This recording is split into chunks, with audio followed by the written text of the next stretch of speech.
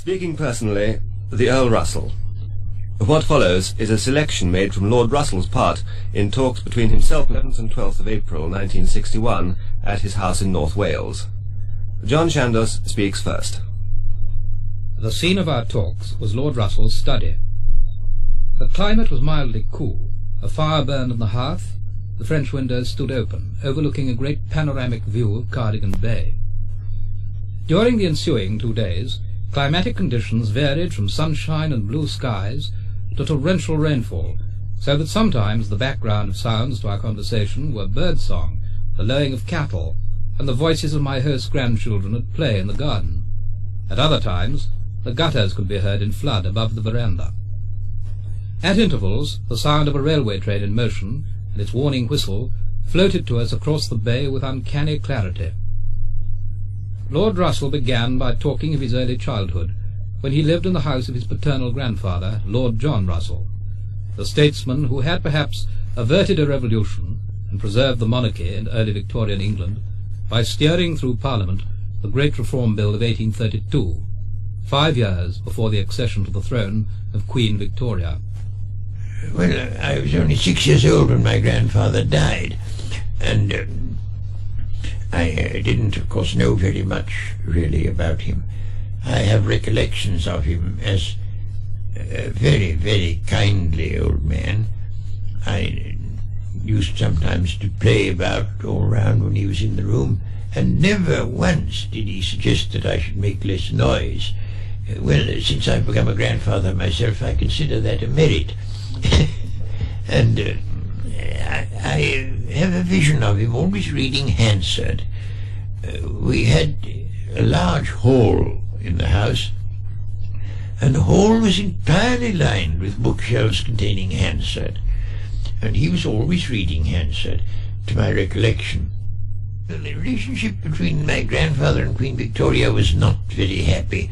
You see, my grandfather and Palmerston were both of them champions of Italian unity, and Italian unity involved Austria giving up territory, and Austria in those days was counted as part of Germany, and the Prince Consort, as a German, therefore, was against Italian unity, and consequently Queen Victoria was against it, and on this question they had some very acrimonious dealings with Queen Victoria.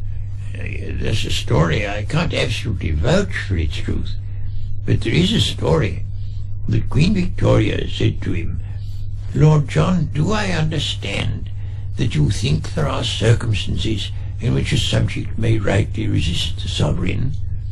And my grandfather is said to have replied, "Speaking to a sovereign of the House of Hanover, I think I may say yes." Bertrand Russell began to reveal his tastes and talents at an early age. Encouraged by his brother, the second Earl Russell, he embarked upon what was to be a lifelong love affair with mathematics before the age of puberty. I remember them very well. Euclid was an intense delight to me. I was 11 years old, and I thought, this is lovely stuff. My brother was very pleased. I did the fifth proposition, which is called the Pons Asinorum, and I didn't find any difficulty about it at all, so he was awfully pleased. He was at Winchester and then at Balliol. He was sent down from Balliol, and I never discovered exactly why. It was said by Jowett to be because he had written an improper letter to a married woman, but I think it really was because he was too fond of Lionel Johnson. He was a poet, a young poet, and certainly my brother had a great affection for him. At the same time, my brother certainly had no aversion to women. There was a great deal that was very admirable in him. He was, you know, for a long time the only Labour peer. My brother did some useful things. They brought in a bill to make incest criminal, which it hadn't been. And he opposed the bill, and he got some modifications made in it. He was an enlightened person. Bertrand Russell's brother, far from showing an aversion to women, went through a form of marriage with one woman in America without first having taken the precaution of obtaining a divorce from his wife, which was valid in England. What followed was a somewhat vindictively prosecuted Edwardian scandal. He went to Reno and divorced his previous wife in Reno, and after having divorced her, he married in Reno, and according to English law, that was bigamy. Edward VII said this man must be sent to jail for bigamy, because I want to prove I'm a virtuous man. And it was considered very convincing proof. He was tried by his peers, which also has been abolished because the Russell family abused the privilege. He was tried by his peers, and so was Lord de Clifford, who is also a Russell. And they thought, this is too much, we'll abolish it.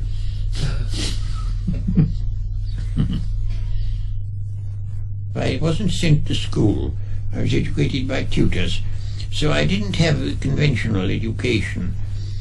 I think the conventional education at public schools was extremely narrow, because the essence of a public school education was to enable you to administer a world inhabited by savages or underlings of some kind, and it no doubt gave you the air of command that enabled you to put your thing through, but it didn't enable you to have the knowledge that would have made what you were trying to put through be right.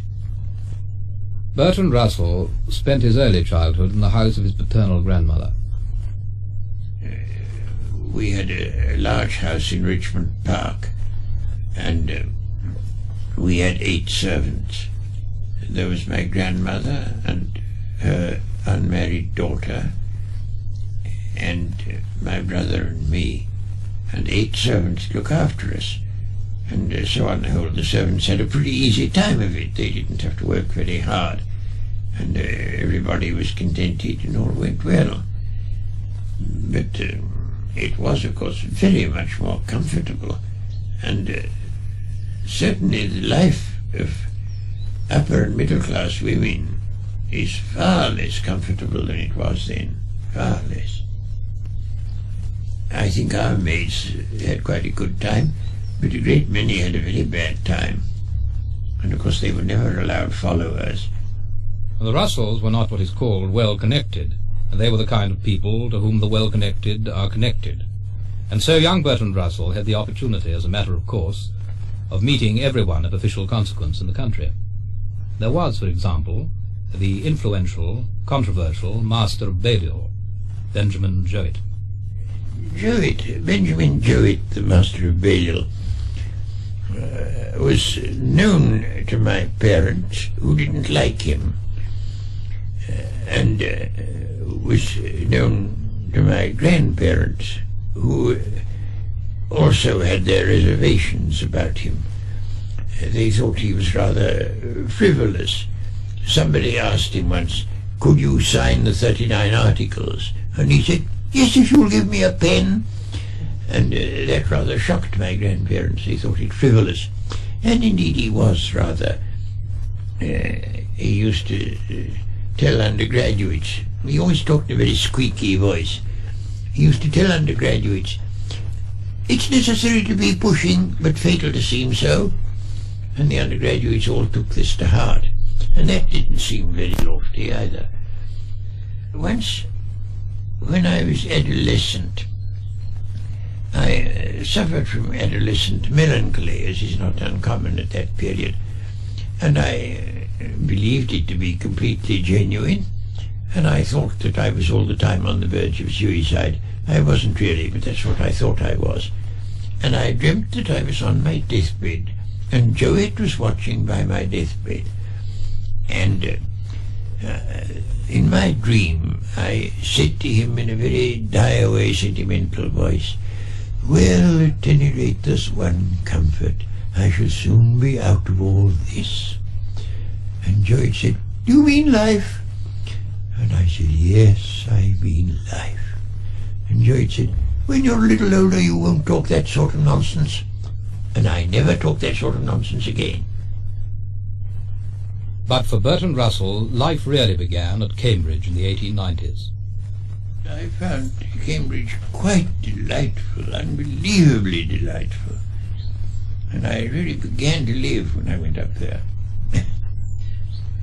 They don't live as comfortably while they are at Cambridge as they used to in my day. There'll be 2 people in a room, when in my day there would be only 1. And they're not allowed to have food in their rooms. They have to go to the hall for their food.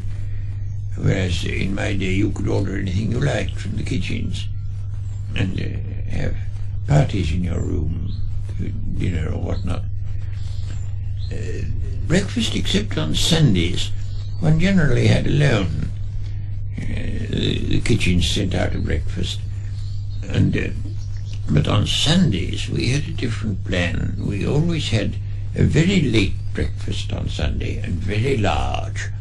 We ate enormously, and then we went for a long, long walk in the country, came back just in time for dinner. And that was, I don't say everybody did that, but all my friends did. And that was Sunday ritual. Saturdays we stayed up very late, discussing, arguing, and walking up and down the cloisters and arguing. And those arguments were quite delightful. They had that sort of freshness of youth exploring the world that you can only get in youth. And we used to keep them up till any hour. And that's why we breakfasted so late on Sundays. The cleverer young men in my day, they mostly came from public schools.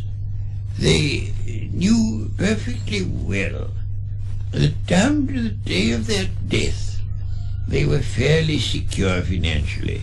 They would go into the civil service, or they would become dons or something or other like that, and their livelihood was safe and they didn't bother. And it gave them a sort of disinterestedness that you can't get in a more straitened atmosphere.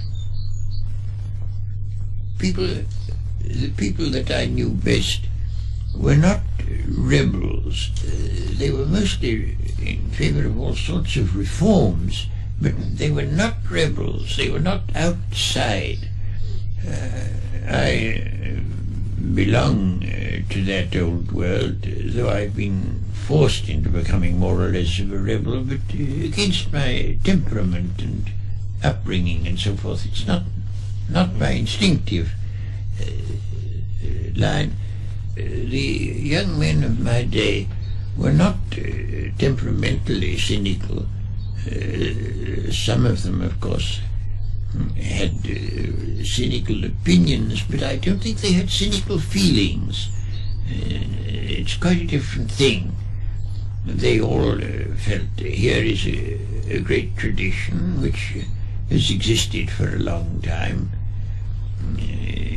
Cambridge had a long tradition of great men, and they thought, well, after all, we're inheriting this, we're carrying it on, and they were part of history. But I should think that some of the things that were to me delightful when I was at Cambridge are probably no longer there, because I think that people are more professional, they're more occupied with their career, and less certain of whether they can make a good career. My friends and I did in fact spend an enormous amount of time on the acquisition of knowledge, but a great deal of it was knowledge that was not going to be useful in examinations, that we acquired because we liked it, and I should doubt whether there's time for that nowadays. But behind the combative energy there seems to have been a sense of isolation. Well, I did become a bit of a dandy because I was so very, very shy. And I thought, now, if I'm absolutely faultlessly dressed, so that nobody can possibly find fault with me, I shall perhaps feel less shy. And I took to dressing as well as I could. I had a beautiful frock coat, and lovely socks, and a cane with a silver top, and all the sort of things that one should have. It didn't last very long, but for a year or two I had all that.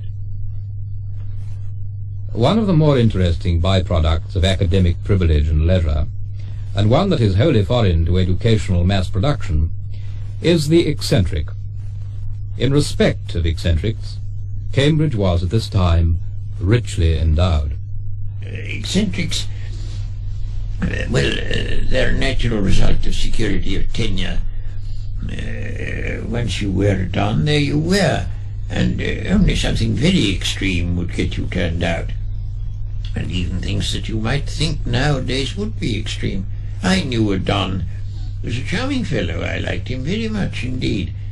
But he had one very peculiar mania. If anybody sneezed in his presence, he thought that person was making fun of him, and he then tried to murder that person. And he would put the poker in the fire, and when it was red hot he would run after the person who'd sneezed. But as he had a game leg, he could only move very slowly, and no harm came to anybody, and so nobody thought of doing anything about it. But it was quite an adventure going to tea with him. Sidgwick was one of my teachers of philosophy. He was a very, very high-minded man. He used to stutter, but he always stuttered in a way that was very effective. Some German was talking to him and said, "You English have no word for Gelehrte." And Sidgwick said, "Yes, we have. We call them prigs." Granville Barker was doing one of Gilbert Murray's translations of Euripides, and he came to Cambridge to find out what a Mycenaean hut was like. And he went first to Verrall, who was a very eminent classical scholar, and he said, what was a Mycenaean hut like? And Verrall said, "Nobody knows, but Jane Harrison will tell you." It was determined to make a new street, and in order to make this street, part of Jebb's garden had to be cut off. Jebb was a member of Parliament for Cambridge, for the university. Yes. And it was voted that part should be cut off, and Jebb didn't like it at all. However, he might just have endured that. Only it was decided the street should be called Sidgwick Avenue, and that was too much for Jebb. He couldn't bear it, and so there was great coolness between them. And Sidgwick was purported to have said of Jebb, "All the time that he can spare from the adornment of his person, he devotes to the neglect of his duties." Distance and time are sometimes capable of lending additional stature to a reputation, and I asked Lord Russell whether the great men of his youth appeared great at the time. On the whole, the answer seems to have been yes. They had more of an aura. I think people, when I was young, had more of the aura of a personage. Now, I knew both Tennyson and Browning quite well, and certainly if either of them came into the room, you would think, here's a personage, especially Tennyson. He always wore a sort of Italian opera cloak when he was out of doors, and he walked along in complete absorption and took care not to see you if you were there, because he was so absorbed in poetic meditation. He was rather a fraud. I thought him a humbug. Browning was not. Browning was much more ordinary in a way. My first encounter with Browning was when I was 2 years old. He came to lunch with my people, and he talked the whole time without stopping in a very harsh voice. And at last I, being 2 years old, said, "I wish that man would stop talking." And everybody else was feeling the same thing, but of course they had to say hush, hush. Oh, he was very well groomed, very neat, very tidy, the sort of man who would be pleasant to old ladies. There's a picture of him by Max Beerbohm, visiting the Me Society at Cambridge, or something like that, and it gets him very right, with a beautiful top hat upside down beside his chair, very glossy and very smooth. And yes, he was very much a man to be an old lady's darling. Tennyson was portentous and tremendous, and sort of Oh, I don't know. No, I didn't like Tennyson. He was altogether too conscious of himself as a great man. I remember a story that I was told about him when I was young. He'd been going to visit in some country house, and he'd said that above all he did not want to have people coming to see him. He wanted to have quiet time there. And so they took enormous pains to tell all the neighbourhood not to call. And towards the end of the second day he said, "Nobody seems to want to see me." I don't think he was exactly liked, but he was immensely admired.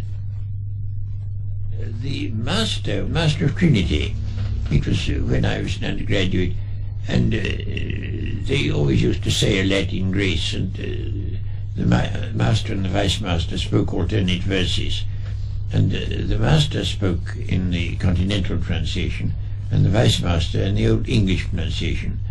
The master would say, the master always spoke in a very sentimental way, and he would say, "Per Dominum Nostrum," and the vice master would say, "Per Christum Dominum Nostrum." And the contrast was extraordinary. I don't know what they thought of each other. That was a secret locked in their bosoms. The vice master never was seen out of doors without his top hat. Once there was a fire at 3 in the morning, and sure enough he turned up in his topper. He didn't think well of Tennyson. The college had some port dating from 1834, and they were very proud of this. And when Tennyson came to visit and was to dine in hall, they produced the 34 port in honour of Tennyson, and he put water in it. And after that the vice master never read a line of his verse. In old days, when you got a fellowship, you got it for life, and the result was that you never died.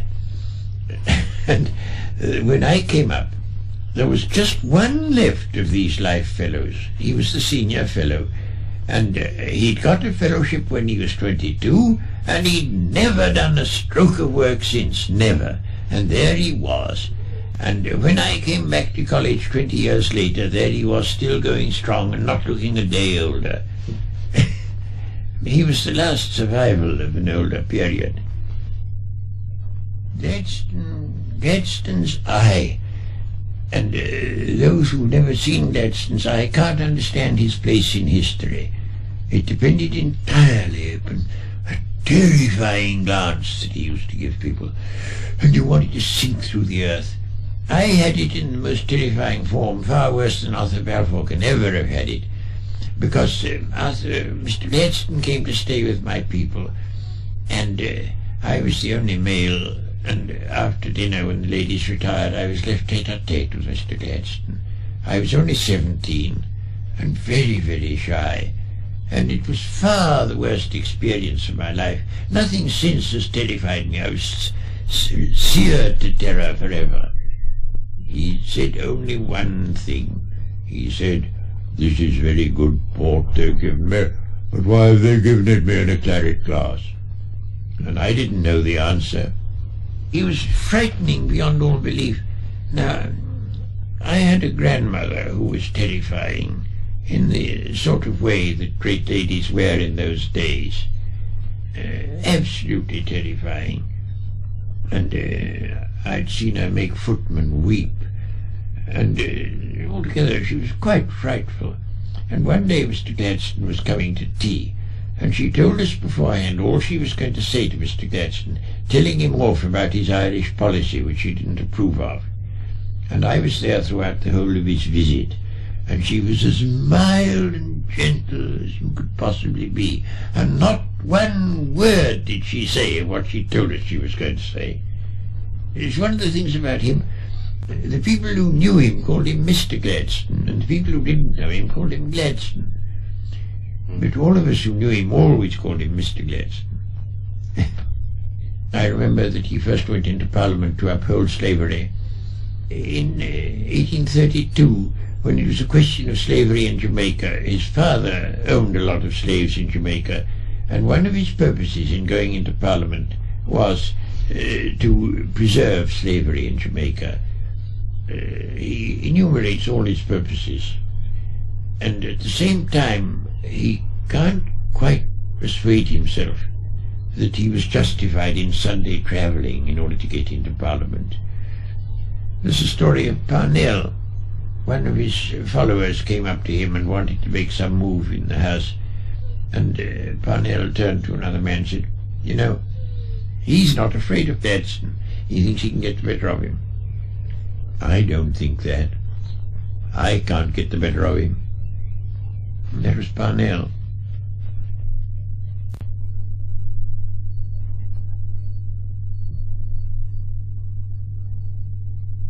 Gladstone, as a public speaker, had the most amazing, complicated secret. No man living now could keep in his head extempore as Mr. Gladstone did. That's the story of the drunken man. The Tories, at a great meeting that he was going to address, had managed to smuggle a drunken man into the front row to interrupt the meeting, and the drunken man did his very utmost to spoil Mr. Gladstone's oration. And at last Mr. Gladstone turned upon him and said, "May I request that gentleman, who has not once but repeatedly interrupted the flow of my observations, to extend to me that large measure of courtesy which, were I in his place and he in mine, I should undoubtedly extend to him." And the drunken man didn't utter another word. The handling of words that existed and is now lost was due to being brought up on Cicero. They all got Ciceronian syntax in their heads, and it was so much in their heads that they could bring it out extempore in the way that we can't now. Yeah. But whether it was worthwhile to have Ciceronian syntax and not understand the modern world is another question. Who had most influence on me in my youth is a very difficult question. I had, of course, influence through books and direct influence through personal contact. Mill and Shelley were the people who influenced me through books, and I don't think I was very much influenced by personal contacts until I went to Cambridge. I didn't come across anybody who thought sufficiently like me to be worthwhile talking to them. But there seems to have been one young man at Cambridge, extraordinary both in personality and talents, of whom Bertrand Russell took special notice. His name was Lytton Strachey. I first knew his mother, Lady Strachey. I was on a committee for Votes for Women, and she was on it too. And she was a very remarkable woman.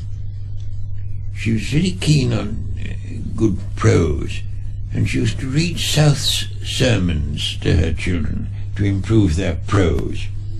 Not for the sentiments he expressed, but for the rhythm of his sentences. And they were all brought up on a great admiration for good prose. And I only knew her for some years, none of the rest of the family. And then one day she asked me to come to dinner, and I came to dinner. Her husband was much older than she was. He was a very old man, an Anglo-Indian. And as the evening went on, perpetually new people came in at the door, and I saw they were new because the old ones were still there, but otherwise I shouldn't have known that it was a new one. They were all so much alike. And as they got younger, they got odder. The oldest son was a perfectly respectable fellow in the War Office, and just like anybody else, but they got gradually odder and odder and odder. Lytton was the last but one, not the oddest. James was the youngest, and he was the oddest. And I began to think I was mad when perpetually fresh things appeared in the doorway. It was extraordinary. Well, then, of course, I knew Lytton very well at Cambridge. He was a good deal younger than me, but I did know him quite well there. And I used to have him to stay with me in the country. He was a funny fellow. Somebody said in his presence they thought young people were interested in human nature. No, were interested in life. And he said, I can't believe they think about life. There's nothing in it. He's always saying things like that. We were talking about what he liked in literature, and he said he didn't like this and he didn't like that and didn't like the other. And so at last I said to him, well, Lytton, what is it you like in literature? And he said, fashion. But Lytton, now let me see what more I can tell you about him. There was a phase when he dressed oddly. He dressed quite extraordinarily. And he was on a walking tour. And he came to a village, and there was somebody who put in the sign bed and breakfast, you know. So he went and said, could he sleep there for the night? And I met this good woman afterwards, and she said, at first I thought he was a tramp. But then I looked again, and I saw he was a gentleman, but a very odd one. When I was in prison, and I was reading His Eminent Victorians, and I came upon a passage that made me burst out laughing very loud, and the governor sent a warder round to say I must kindly remember that prison is a place of punishment and I mustn't be so cheerful. You had no prison labour to do. You were allowed your own clothes, you were allowed your own food. And mind you, at a time when everybody else was rationed, I alone was not. Why? Why? Because they hadn't thought of extending rationing to this very tiny group of First Division prisoners. That reference to prison opens up a view of another sphere of Lord Russell's activities, a more serious one to him, and one marked by the vigour and uncompromising aim with which he implements in action his political and philosophical convictions, however disagreeable or even hazardous the consequences to himself may prove. Early in the First World War, he was arrested and imprisoned for his energetic opposition to the prosecution of the war by the Liberal government. I was against the 1914 war, but I was in favour of the Second War. I thought that the Kaiser was not much worse than other people, but I did think that Hitler was a monster and that he had to be fought. My opposition to the First War began as soon as it appeared likely that there would be such a war, as soon as it appeared that we had the Entente with France with a view to fighting Germany, and Germany had an increasing navy with a view to fighting us, and there began to be a war situation somewhere about 1905, and I was very much against it. I thought the Liberals were less likely to go to war with Germany than the Conservatives, and on that ground I supported the Liberals. And then in 1914 it turned out that the secret cabal in the cabinet, without the knowledge of the rest of the cabinet, had been preparing war all the time, and that now war was unavoidable. And it was at that point that I abandoned the Liberal Party and became Labour, because I thought the Liberal Party was evidently no good. However, I was on quite friendly terms with a good many people in the Liberal government, including Asquith. My last friendly encounter with Asquith was the result of the most surprising incident in my whole life. I was walking on a hot summer's day in Oxfordshire, along the banks of a small river, and I got so warm that I thought I would go in and bathe, and I went in and bathed. The place seemed completely lonely, and I bathed without a costume. When I came out, who should I find standing on the bank but the Prime Minister? A great surprise to me. It was no occasion for dignity or for serious discussion of great political problems. I put on my clothes as quickly as I could, while he conversed in an amiable manner. and that was the last time that I had a friendly, comfortable relation with Mr. Asquith. Well, Asquith was, of course, he was a very clever man in the lawyer's type of cleverness. By which I mean that I don't think he was very good at finding out what was right, but he was very good at making out a case for whatever he wanted to make out a case for. Very good. He was a bit loose, no doubt, in his ways of going on. I remember the story of Lilla McCarthy, the actress, you know, dining at Downing Street, and he got a bit drunk, and he had to get up for something, and as he passed behind her, she being, of course, in evening dress, he kissed her on her bare skin, and she said, "Mr. Asquith, is that an insult, or is it homage to a great actress?" And he said, "It's homage." So then she was reconciled. And of course he was a much more tolerant man than Lloyd George. I couldn't do with Lloyd George. Oh, the First World War was a sheer power competition, and rather less disguised than it is now. The Germans wanted a navy that could be as good as the British Navy. The British government made a very great mistake. It invited the Kaiser to a naval review at Spithead, and it was hoped the Kaiser would think, these people are very powerful. But what the Kaiser did think was, I must have a navy as good as Grandmama's. And he set to work to get it. And that was the main cause of the First World War. I don't believe the First War need have taken place at all. And I find that is now the general view among historians. The general view is that it happened by mistake, and partly because everybody was in a hurry. The diplomats were trying to arrange some kind of compromise at the same time that the armies were mobilizing.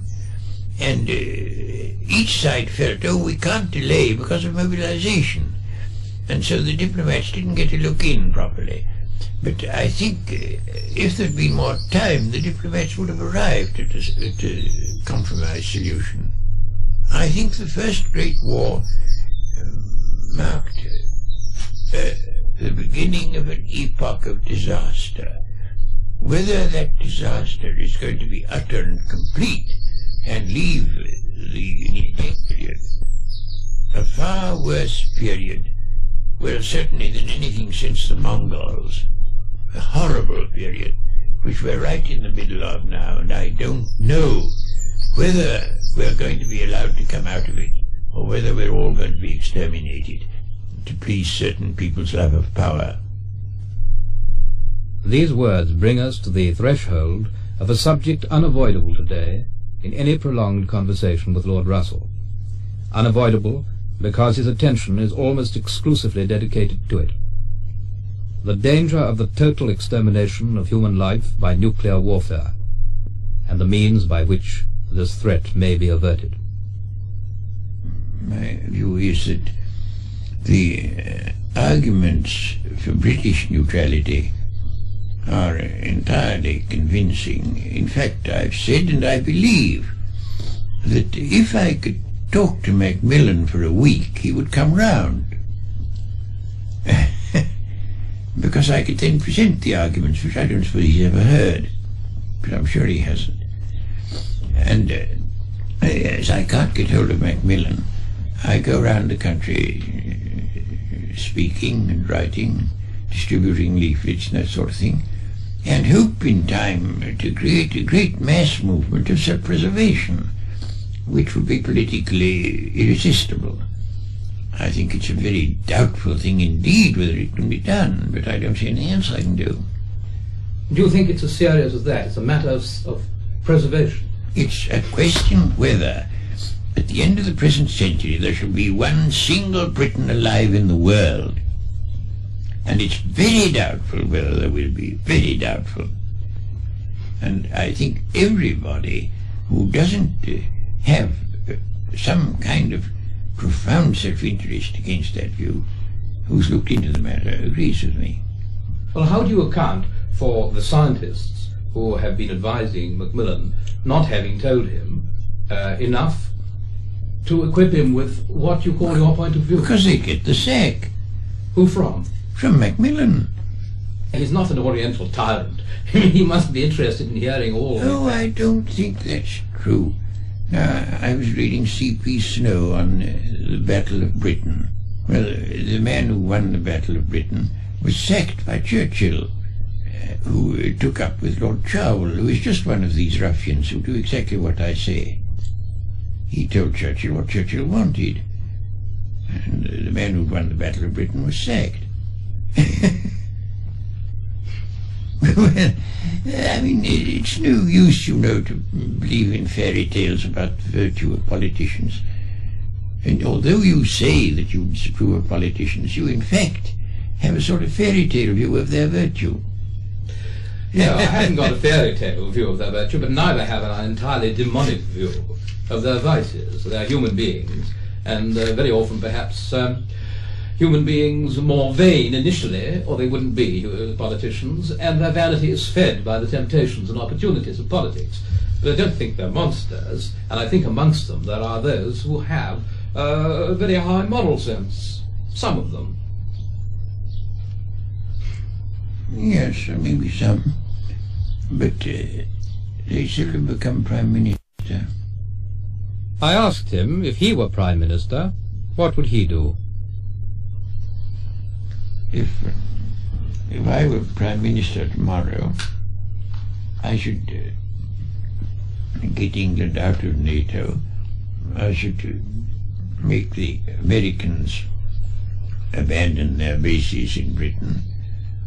I should have Britain have no independent nuclear weapons, and I should form a league of neutrals. Not, I think, all neutrals perhaps, but those who are more or less politically mature. There are several of them, Sweden and India, and Switzerland, so on. They're quite politically mature. And I should get them, perhaps not formally, but in fact, together, to draw up what they would consider a fair and impartial scheme for general disarmament, and put this out.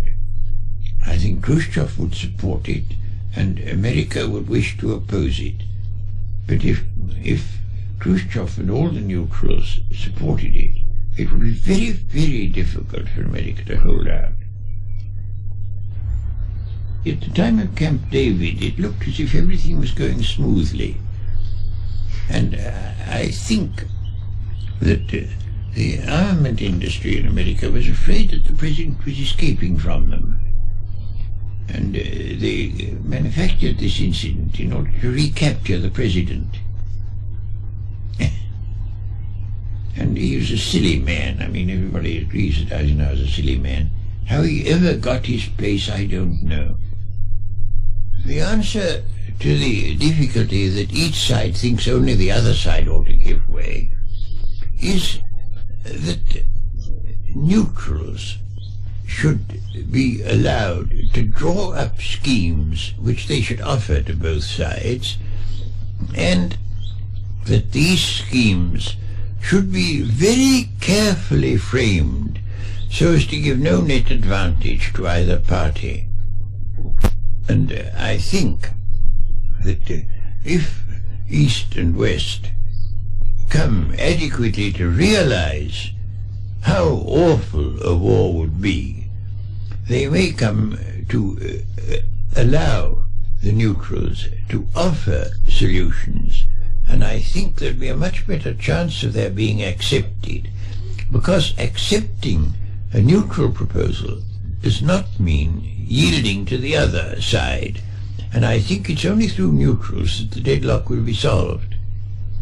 Now I've got to go and address a youth group at Birmingham on Saturday, and I shall say to these young men, now look here,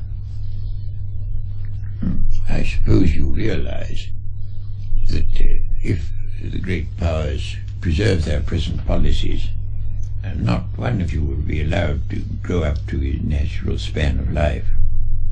I think unless the policies of the great powers are changed, it's unlikely that there will be human beings at the end of the present century. England can't play a useful part except as a neutral. You wouldn't believe how many Americans think that it would be better to have the human race obliterated than to have communist domination. And I have to admit that in a peaceable world, I think it's quite possible the communists might, by ordinary political propaganda, win control. It's quite possible. I don't on the whole think they would, but they very well might. But I think it would be better to have that than have nobody, because I think most of the faults of communists come from fear, and if they had no reason for fear, they would soon become much milder. Some of the so-called faults of the communists are Russian qualities rather than communist qualities. Oh, of course the communists are there. I've often said in print that if Russia was still Tsarist, the situation would be exactly what it is, not different one iota. There is no newspaper that agrees with me, as far as I know. No important newspaper agrees with me. They go with Gateskill. The Guardian is no good at all nowadays. You'll see a letter from me to the Guardian in that edition there, protesting against their leaders. Oh no, the Guardian's very bad. The Guardian is worse than the Times. The Times is fairly good, considering it is the Times. Yes. You see, a newspaper will print a very short letter from me. It won't print a long one. And in a short letter I can't set it out. And the newspapers are determined that the public shall not know what we stand for. I think it's all a respect for British prestige. They can't bear admitting how unimportant England is nowadays from a purely military point of view. That's their pride. I think we could still be important diplomatically and morally, but we're not important militarily. He spoke of how the movement for unilateral disarmament began. A broadcast I did at Christmas 1954 or 53, I forget which I called Man's Peril. And that started the movement everywhere. That was the beginning. Immediately after that, I got a collection of scientists of both East and West to sign a joint document, which was the last act of Einstein's life to sign it. I was traveling from Rome to Paris by air, and the pilot came in and announced to the passengers that Einstein was dead. And when I got to Paris, I found Einstein's letter agreeing to sign. And that started a whole movement among scientists, which has gone on and been very strong. It's stronger in America than it is here, a great deal. The American scientists are much better than ours. Well, I mean, there are a much larger percentage of them who are willing to sign things and so on, expressing our sort of policy. I find it difficult not to get a little fanatical because the issue is so large. It's the largest it's been since Noah. And we have no ark. No, we have no ark, no. I had thought of bringing a bill into the House of Lords that we should at all times, while nuclear things are so unsettled, have a ship in the Antarctic with at least one woman on board of childbearing age, and of course a clergyman of the Church of England to marry her to whoever she wished to marry. You see, there's quite a chance that the Antarctic will be more or less free from fallout. And if you had a population in the Antarctic, it might start again. But I couldn't quite see their lordships accepting the bill.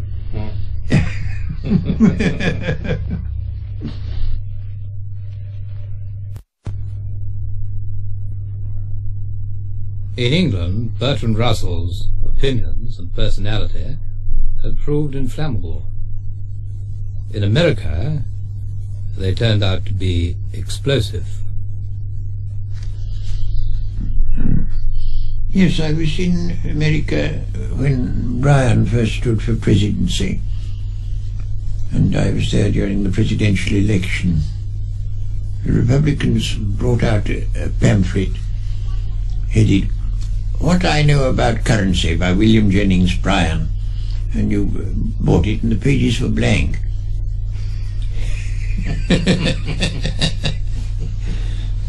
I had one bad experience in America, but I've had a great many good experiences in America.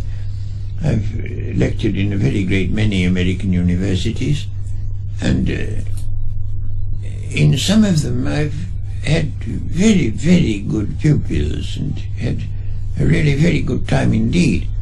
I had just one bad experience in the College of the City of New York, where it was decided that I was an immoral influence and that I must not be allowed a position in such an institution.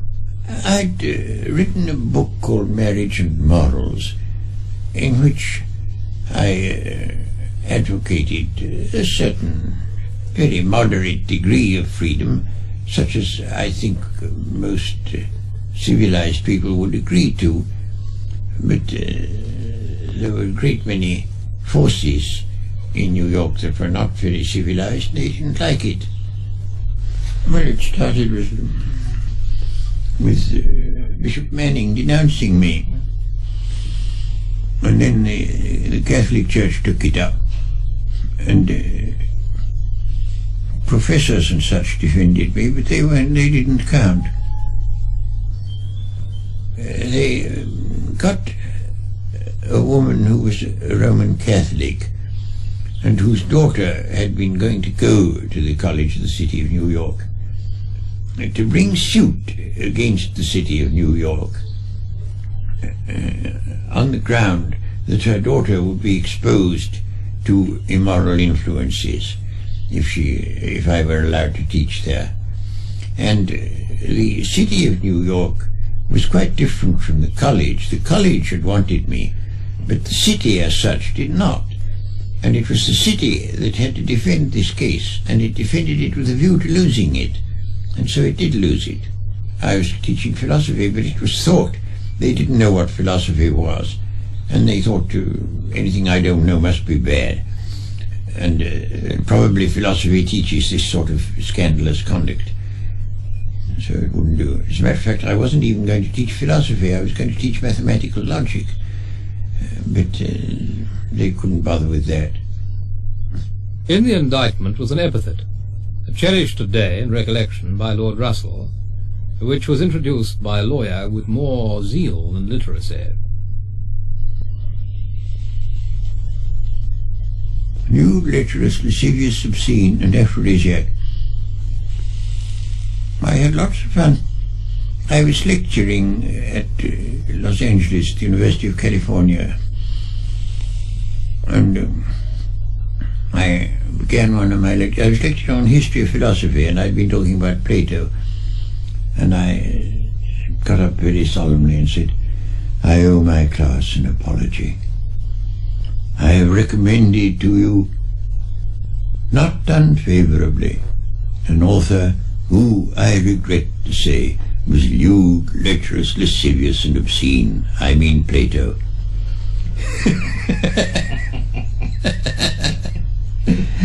Because the things that Plato says about marriage and so forth are quite as bad as anything I've ever said. I said that one shouldn't be too hard on adultery, that I thought a husband or a wife in an otherwise happy marriage ought to be able to forgive an occasional infidelity. I said also that I thought some premarital experience was desirable. Now, it's a very interesting thing that all expert moralists, let's say all the people who really take a lot of fuss about morals, are quite obsessed by sex. I got a letter from an Anglican bishop, now dead, saying that every word in all my books was inspired by sexual lust. And he didn't know that I'd written on other subjects than sex, because sex was the only thing that interested him. He was intransigently unwilling to admit that there was any connection between Christ and organized Christianity, especially Catholicism. Well, they hadn't much to do with Christ. Now, Christ made two pronouncements on divorce, one of them pleasant and the other unpleasant, so the Church chose the unpleasant ones and ignored the other. In one pronouncement he says that there must be no divorce, in another he says there must be no divorce except for adultery. But the one where he says there should be none except for adultery is completely ignored by the Church. They just pretend it isn't there, because it doesn't cause so much pain. I don't object to tradition as such, I object to the Catholic tradition. It wasn't Catholics who gave you so much trouble in America, wasn't it? Yeah, but I objected to them long before that. No, I object to their attitude about birth control, their attitude about divorce, their attitude about sex generally, which comes out of St. Paul. It's all in St. Paul. And which I think is just morbid and causes a great deal of unhappiness, quite unnecessary unhappiness, both in those who obey the code and in those who don't. Notwithstanding the principles of sexual emancipation which Bertrand Russell preached and practiced at this time, his own earlier life at Cambridge as a young man had been orthodoxly innocent. I can't tell what it was like for the average run of undergraduates, but I think all the people that I knew well when I was an undergraduate were still virgin, and it didn't occur to them as a possibility to have any sexual relations with anyone while they were undergraduates. We were an extraordinarily moral lot, extraordinary as compared to what happens nowadays. We were not censorious about it. There was one man who was not at all one of our group, but whom we knew, who did have sexual adventures, and we were all rather interested in him and thought, gay dog, and had a sort of kind of admiration for his adventurousness. But society itself was censorious. A man in any professional position couldn't have an open alliance with a woman who wasn't his wife. Oh no, it would have been quite impossible. And there was therefore among older people an immense deal more hypocrisy than there has to be now. There are two different reasons for being furious with a man who suggests any relaxation of sexual discipline. One is that you want to show that you have no need of any such relaxation. You've never sinned. Oh no, you're entirely guiltless. And the less guiltless you are, the more strongly you will feel that. That's one contingent. And the other contingent is that which is actuated by envy, and thinks, well, I've always been virtuous, but what a pity, and how I do envy these fellows who are not. Oh yes, there's a great change in regard to permanent relationships. There's altogether much less horror at the idea of a man and woman living openly together without being married. People will tolerate it much better than they used to. It was, of course, in one case pulled off successfully, and that was by George Eliot. But it was only because she was such a very distinguished writer that people put up with it. Otherwise they wouldn't have. No, I think it's an enormous change for the better, quite enormous. I mean, take my own case. I've had 4 wives and 3 divorces, and in the Victorian time that would have put me rather out of the running. But nowadays, although some people raise their eyebrows a bit, it doesn't much matter. I very much prefer the present relation of the sexes. I mean, I'm thinking now not of sex particularly, but of social intercourse. I mean, you can talk to a woman much as you would to a man, whereas when I was young, you had a whole different vocabulary for talking to women, and it was a totally different thing. You would dream of saying a word of truth to a woman. It would be gross and impertinent and horrible, and just lied blankly. And it was essential to good manners that you should. And in all those ways, I mean, the relations of men and women are infinitely better than they were when I was young. And all in directions which I desired from the time when I was young. I married when I was 22, and my first wife was a Quaker. She was still a believing Quaker when I married her, but it dropped off after 3 months. And but I mean, I taught her to use gross words, and she quite accepted it. I mean, I had all the sort of views about that sort of thing that nowadays would be commonplace, but I already had them then. And I got her to adopt them all, and we lived quite happily. When I was young, most respectable married couples never saw each other naked. And I thought this was dreadful. And we saw each other naked whenever we wanted to. And I had a very, very powerful impulse to sexual freedom from the moment of puberty. I remember when I first grasped the facts of sex and marriage and so forth, I thought at once, oh, of course marriage is just a superstition. There ought to be free love. It seemed to me obvious then. It didn't seem quite so obvious after a bit. And in those ways the world is much, much nicer than it was. Much. People accept it now that you may have a casual affair with a woman with no deep feeling involved on either side. Whereas in those days, if you went outside marriage, it could only be for the most intense and profound and lifelong passion. Nothing else would excuse it. Although there must have been a lot of secret promiscuity. Oh, there was a great deal of that, yes. But then I didn't like hypocrisy, you see, so I couldn't accept that as a solution. Because I always hated hypocrisy. And I was thought to be a very immoral man, but only because I didn't attempt to conceal my lapses. In other respects, I didn't differ from anybody else. But I hated hypocrisy. I thought it beastly.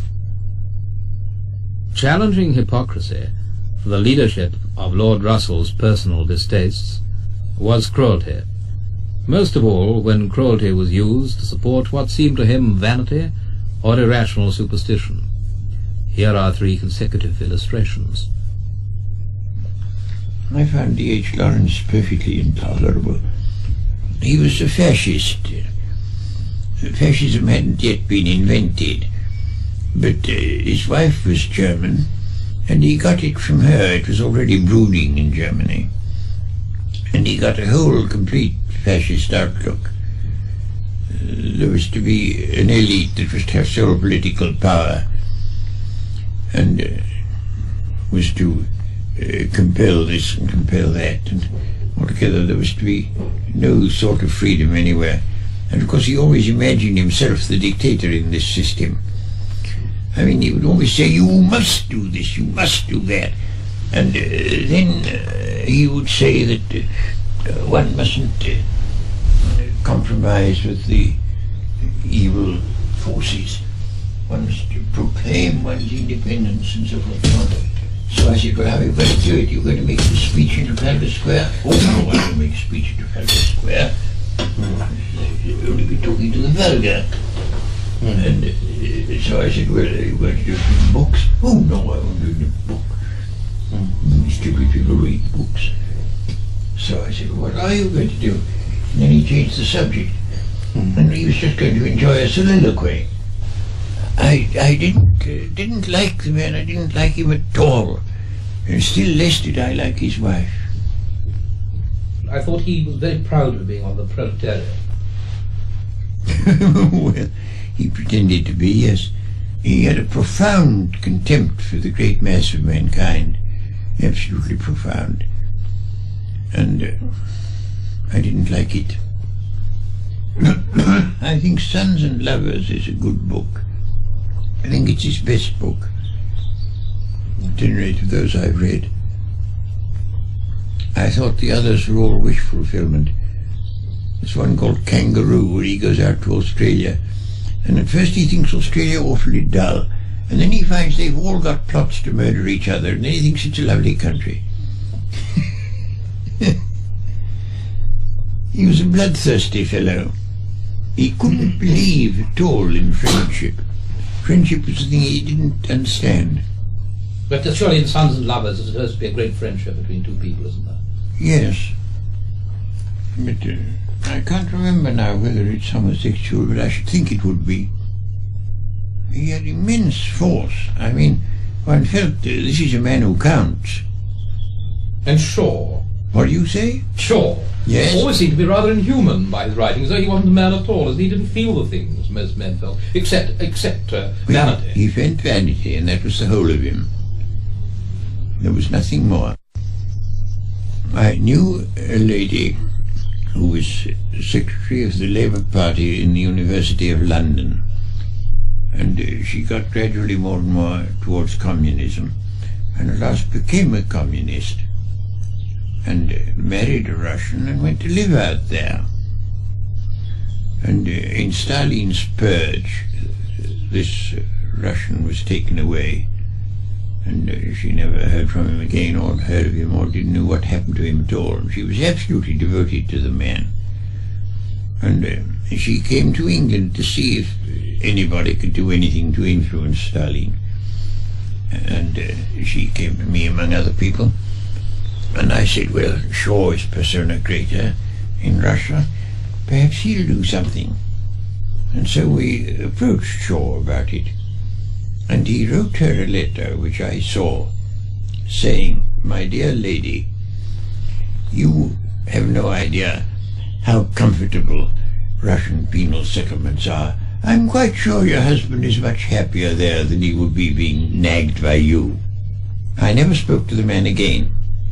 I thought it one of the most horrible things I'd ever known done, because the poor lady was utterly heartbroken. He was a very cruel man, very cruel, if his vanity was hurt. And his vanity was hurt in this, because it threatened his judgment of the Soviet Union. Do you see what I mean? It's not obvious that his vanity was involved, but it was. Because it was a suggestion that perhaps he was wrong in praising the Soviet Union. And that would be a suggestion that he wasn't as wise as he thought. And therefore the lady must be punished. By means of wit, he concealed the fact that he was silly. Wit is a wonderful thing for concealing. I mean, all his views about medicine, for instance, are totally silly. I met Lenin in 1920 when I was in Russia. I had an hour's talk tete-a-tete with him. And he spoke English much better than you would have expected. The whole conversation was in English. I expected it to have been in German, but I found that his English was quite good. I was less impressed by Lenin than I expected to be. He was, of course, a great man. He seemed to me a reincarnation of Cromwell, with exactly the same limitations that Cromwell had. Absolute orthodoxy. He thought a proposition could be proved by quoting a text in Marx. And he was quite incapable of supposing that there could be anything in Marx that wasn't right. And that struck me as rather limited. I disliked one other thing about him, which was his great readiness to stir up hatred. I put certain questions to him to see what his answer would be, and one of them was, you profess to be establishing socialism, but as far as the countryside is concerned, you seem to me to be establishing peasant proprietorship, which is a very different thing from agricultural socialism. And he said, oh, dear me, no, we're not establishing peasant proprietorship. He said, you see, there are poor peasants and rich peasants, and we stirred up the poor peasants against the rich peasants, and they soon hanged them to the nearest tree. Ha, ha, ha, ha, ha. I didn't much like that.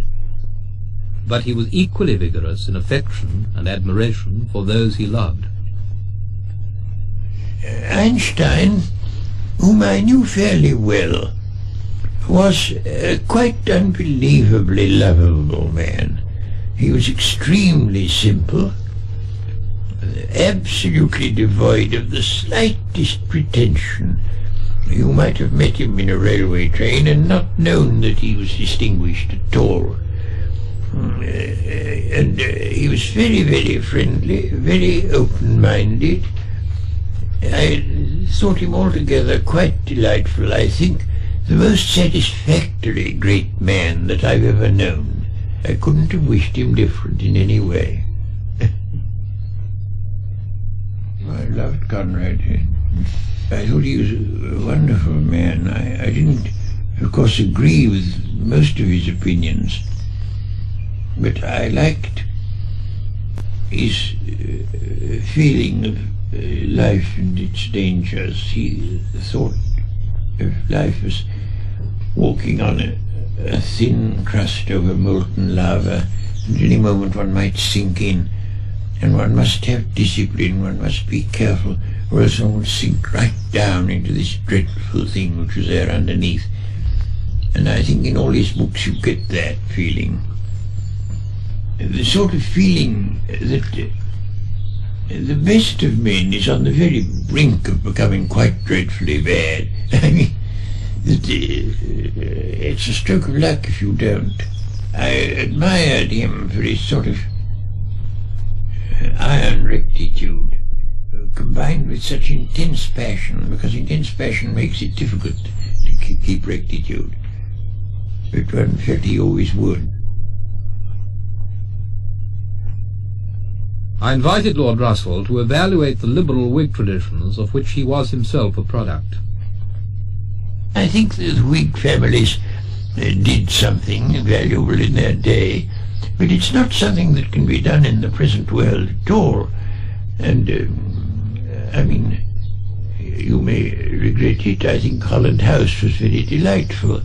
At the same time, Lord Melbourne, who was one of the adornments of Holland House, got his income by torturing little children in coal mines. And that perhaps wasn't altogether desirable. And I think this sort of flower emerging from the dung was not worth preserving. But the dung was there anyway, and the flower could be rescued from the dung, and not all Whig nobility thrived on the torturing little children. I think of Shaftesbury, and I think of your own grandfather. What did you say about the traditions in which men voluntarily changed a society for the benefit of those oppressed, when they themselves were not going to benefit directly from these changes? I think that there were very good men who did very good work in abolishing themselves, and I don't think they could have been so good if they hadn't been the product of a bad system. If you want to take my own case, Now, I, as a young man, was completely financially independent because Henry VIII liked my ancestor, and that was where my money came from. Well, Henry VIII was an old scoundrel, of course, and I can't recommend him as a person to imitate, but he left me free to pursue mathematical logic without any financial.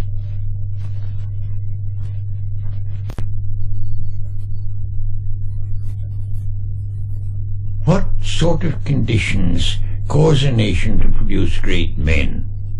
Now, I've always maintained that Shakespeare would never have written his stuff if it hadn't been for our defeating the Armada. I believe that the sort of sense of successful energy that we got from that was essential to the greatness of the Elizabethan age. That's very disputable, it's only a hypothesis. I don't think it's very easy to say, but it seems to me, looking over history, that countries which have been politically powerful and then cease to be do lose culturally. People who might be culturally great cease to have the self-confidence that is necessary, because to do anything great you have to have enormous self-confidence. Well, I'll do this whatever people say, because everybody will say you're wrong. The man who thinks originally has at all times, I think, in every country and in all ages, been exposed to persecution. Buffon, who contributed enormously to zoology and geology, was compelled by the Sorbonne solemnly to withdraw the opinion that some of the mountains that now exist did not exist when the world was older. And Vesalius, who first dissected bodies for medical reasons, was sentenced to go on a pilgrimage to the Holy Land and lost his life through shipwreck on the way home. And Galileo, we know, was condemned by the Inquisition. And in general, you may say that great innovators, for the most part, have suffered. Einstein, of course, had to leave Germany, and it's the fate of them, but they think it worthwhile. I think that liberty, in many of its forms, is almost bound to be less than it was in the 19th century or in the later parts of the 18th. You cannot do your work as an individual unless you happen to be something like a poet or well, it's no good being a composer, because then you'd have to get people to perform your music. But a poet can be an individual still, but most people can't. I think the effect of the growth of authoritarianism will be extremely unfortunate. I think that it will spread to other countries. I think America, in all that we don't like, is the pattern of the future for us. It's what we should be.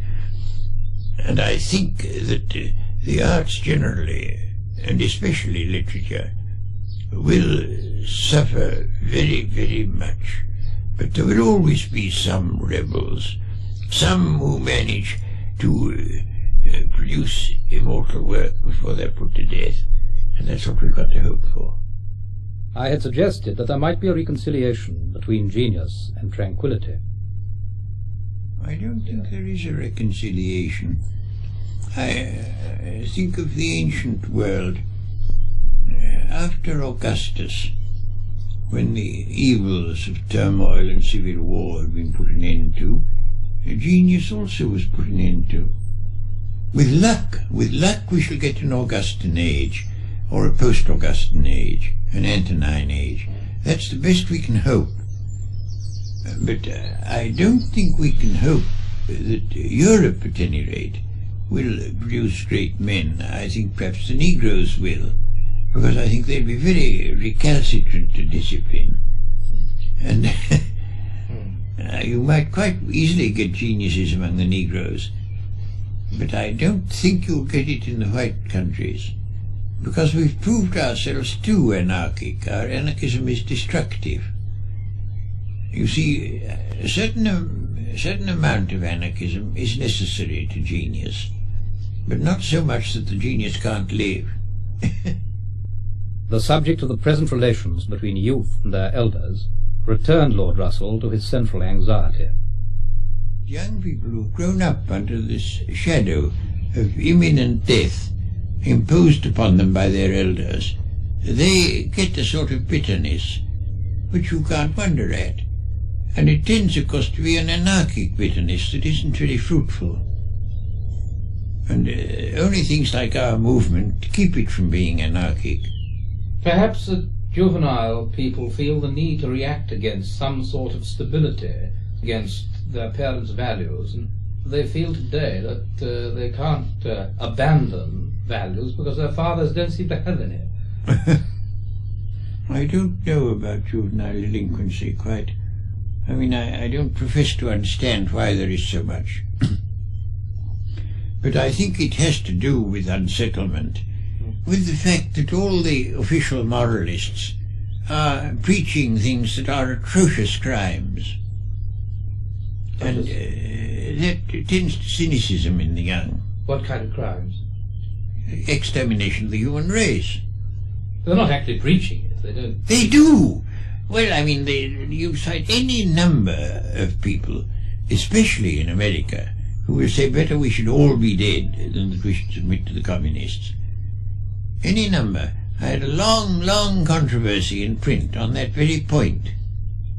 And Mrs. Roosevelt, in my presence, said that she thought it would be better. But that's hardly preaching extermination. Well, yes, but I mean, it is so bad that when the young hear that their elders want them exterminated, or at least are prepared to advocate policies that must end in that, it tends to make the young rather cynical. Talking of youth and the future led me to ask Lord Russell to consider the real source of the vehement feelings of antagonism between the Soviet Union of Russia and the United States of America. The thing that separates America and Russia is said on both sides to be a difference of ideology, and I dare say they believe that, but it's not in fact the truth. I think it's a contest of power, such a contest of power as has happened over and over again in history. It happened, of course, in the time of the Emperor Charles V, between Austria and Spain on the one side and France on the other. It's happened over and over again, a contest for supreme power. It's never succeeded, but the world has survived it in the past because there were no nuclear weapons. But we cannot now survive such a contest, and we must learn to tolerate each other. And I think that's a very difficult thing to teach people. I think it's not so difficult in England as it is in America, but in America it's extremely difficult to teach any kind of toleration of Russia. Wherever you get a large political fear, it produces intolerance. Now, the aristocrats of the 18th century in England were on the whole a very tolerant lot. Then came the French Revolution, and they all thought, oh, tolerance leads to the guillotine, we'll drop it. And they all became bigots. And the same thing has happened with the Russian Revolution. It frightened all these men, and so they've all turned into bigots. And I think that's quite natural, but the bigotry is only political, it doesn't apply in other spheres. And the only cure for the bigotry is to have the danger diminished. You must remember what happened to Priestley during the French Revolution, when the mob in Birmingham sacked his laboratory and made him feel so unsafe that he had to go to America. Priestley was attacked by the mob on the ground that he was a friend of France and a sort of fellow traveller, and he was thought to be responsible for the cutting off of the king's head and all that sort of thing. And so the mob sacked his laboratory, with the result that it was Lavoisier who discovered oxygen, but who equally lost his head. He was executed by the revolutionaries, who said that the Republic had no need of chemists. People like us who live in a more or less enlightened environment simply don't know what are the great public forces underneath that may at any moment overwhelm us.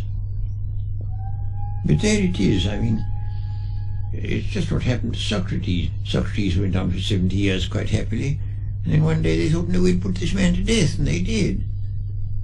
An upsurge of the uneducated.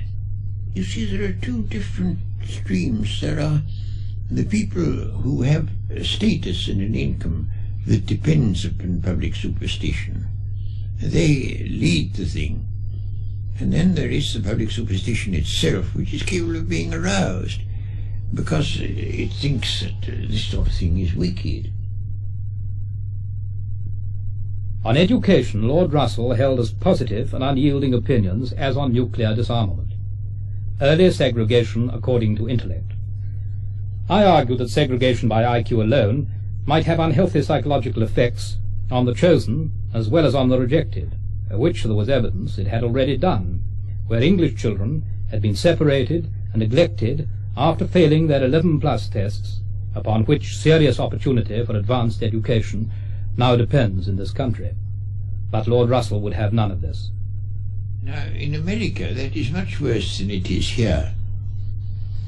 And any boy in America who ever reads anything except the comics has to do it on the sly. There is a perfectly simple remedy which has been suggested by a number of experts, which is that you should have special schools for boys with a very high IQ.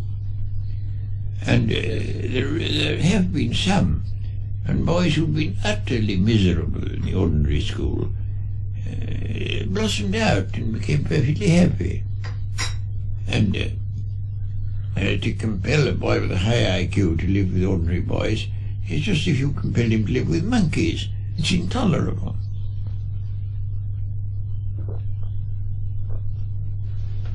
But they won't do it in America because they think it's undemocratic. It's undemocratic to admit that some people are cleverer than others, except, of course, as athletes or film stars. There it's allowed. My wife belongs to what you might call the American aristocracy. Her family went to America in 1640, and they've been rich and prosperous ever since. And she went to school as a girl with daughters of leading American people. But that, which in the time of Emerson and Lowell was still important, that now is politically negligible. The old aristocratic element doesn't count. And the main difference in America, between America and England, is due to the fact that an enormous proportion of Americans are immigrants or children of immigrants, and that national feeling has to be created. It's not in their bones the way it is in ours, and we therefore can tolerate a great deal of young men saying they won't fight for king or country, things like that, because we jolly well know, as Macmillan says, that they will. It's in our bones to be patriots. We can't help ourselves. But it's not in the bones of Americans. It's taught them at school. And in order to be taught, it has to be much more virulent than it needs to be with us. What do they put first in America? What in fact they put first, though not in words, is American power. They've taken over from us the imperialist mentality, which we've had to give up, because we thought it was more fun killing Germans than having an empire. Now, Nelson taught his midshipmen 3 precepts. You must speak the truth, you must shoot straight, and you must hate a Frenchman as you would the devil. And that was because France and England were contesting for world hegemony. And as long as people think that that's a possibility, you will get this hatred. And what you've got to persuade the governments of both Russia and America is that owing to the existence of nuclear weapons, the wars which would be necessary to give you world hegemony will instead give you nothing but corpses, and it's no good doing that. It won't work. But I do find, not only in America, but I find in England, in France, in Germany, I find an almost complete psychological block to understanding things, to understanding what the present state of the world is. Now, I found today in the Daily Mail a speech that Macmillan made in Canada, saying you needn't mind unilateralist feeling in England. He said, if ever the call comes, the young will go straight from the ranks of the neutralists into the ranks of Her Majesty's forces, as they have so often done in the past. Now that shows that Macmillan, in common with other people in governments, hasn't understood what modern war would be. You know, of course, that if war between Russia and the West breaks out, we shall have 4 minutes warning.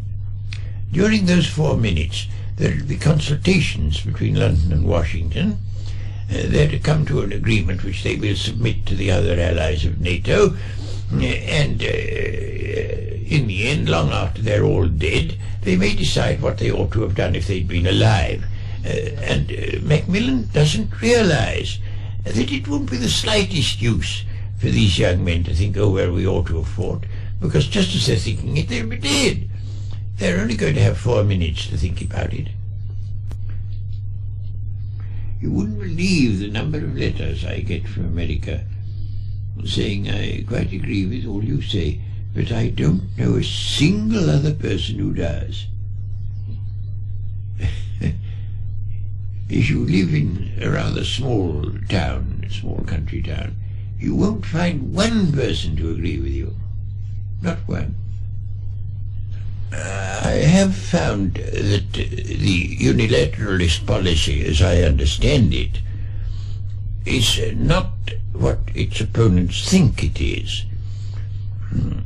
I conceive it as only a policy for Britain and perhaps for the other allies of the United States, but not for the United States itself.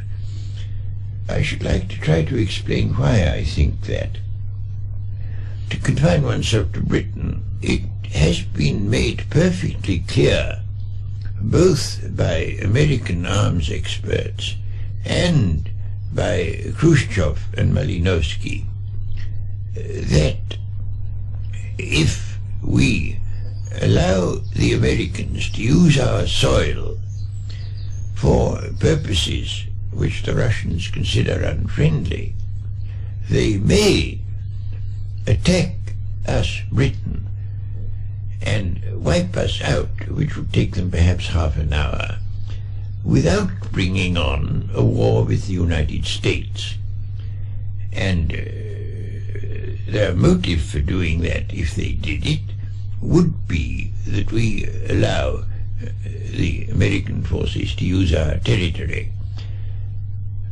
I think there's no reason whatever to suppose that if we were neutral, the Russians would wantonly attack us.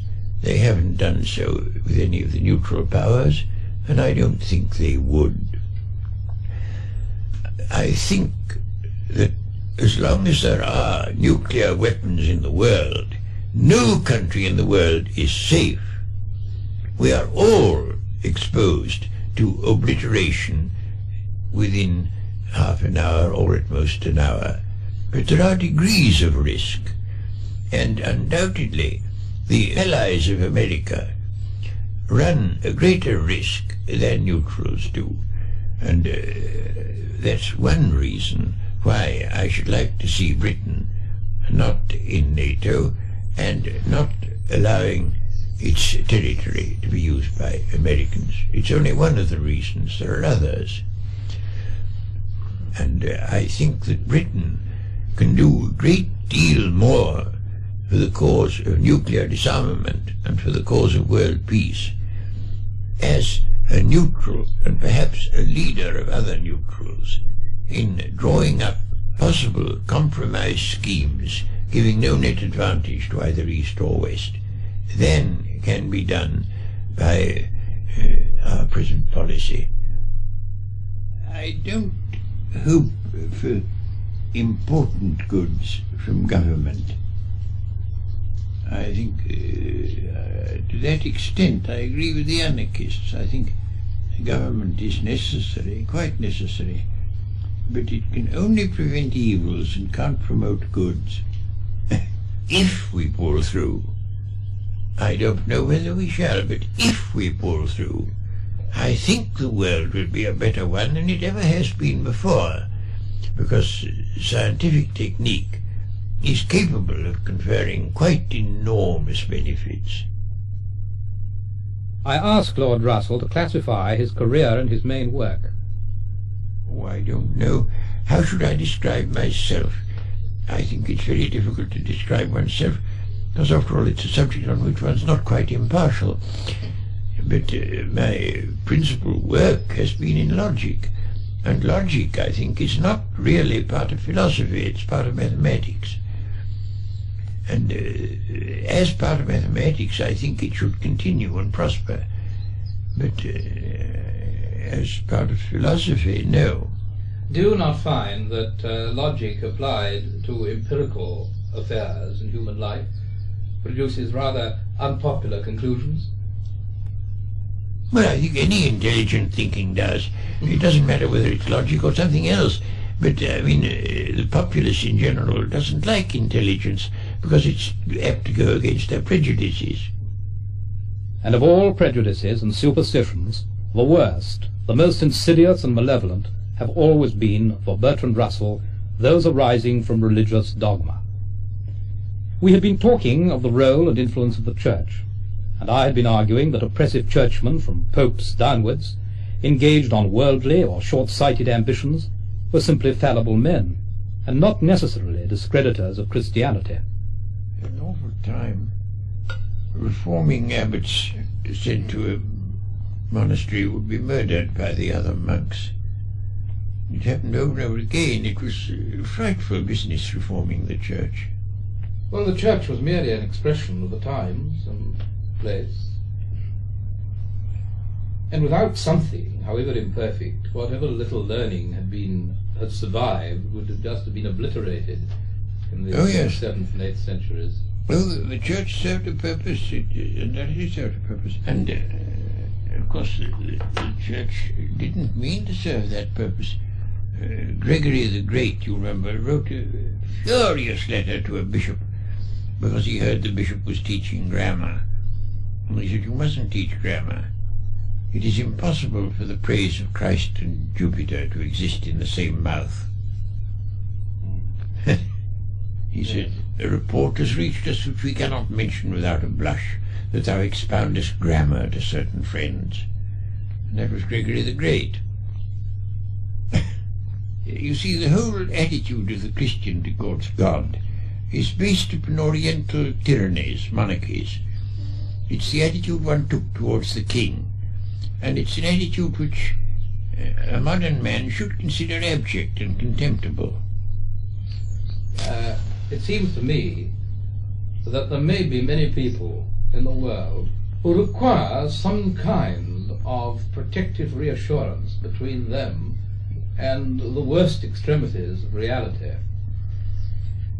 and who are simply not capable of facing reality, if it is as terrible as the removal of these assurances may make it appear to them, and that they are going to create their own superstitions who don't give them some kind of protective superstition. I don't think that's true, because I think the Church at present is a very, very grave danger. The Church opposes birth control, and only by the worldwide adoption of birth control is there any chance for the human race. You have managed to live without religion. Do you feel that you've missed anything very important through that? Do you feel that would have been a great sacrifice, that walking without the proper religion? I don't feel I've missed anything through not believing in religion.